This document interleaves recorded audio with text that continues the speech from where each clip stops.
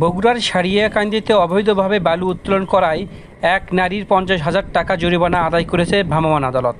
অভিযানে বালু পরিবহনের সাথে জড়িত একটি ট্রাক্টর জব্দ করা হয়েছে। সোমবার দুপুরে উপজেলা হাটশেরপুর ইউনিয়নের বাংলাদেশ সেনাবাহিনীর সহযোগিতায় অভিযান পরিচালনা করেন উপজেলা নির্বাহী অফিসার ও নির্বাহী ম্যাজিস্ট্রেট শাহরিয়ার রহমান।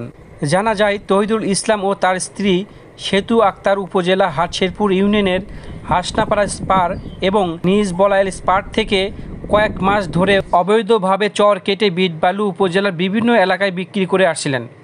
এতে স্পারগুলো নদী ভাঙ্গনের হুমকিতে রয়েছে এবং বালু বিক্রি ট্রাক্টর চলাচলে স্পারের সংযোগ সড়ক ক্ষতিগ্রস্ত হয়েছে।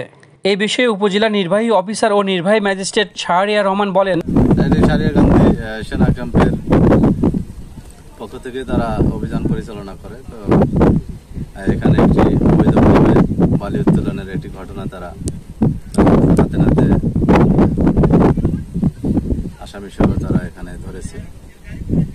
সেই এই ঘটনা উদ্ঘাটন হওয়ার পরে আমরা এসেছি ঘটনাস্থলে, এসে পরিচালনা এখানে গাড়ি অবৈধ বালি পরিবহনের সাথে জড়িত যেটা ট্রলি বা যে ধরনের গাড়ি সেটি আমরা জব্দ করেছি এবং তাকে মূল মালিক পাওয়া যায় নাই, তবে তার প্রতিনিধি তার পরিবারের সদস্য এখানে স্বীকার করেছেন এবং শ্রমিকেরা স্বীকার করেছেন। তাদেরকে গ্রেপ্তার করা হয়েছে এবং তাদেরকে অর্থদণ্ড দেওয়া হয়েছে, অনাদায়ে তাদের জেল দেওয়া।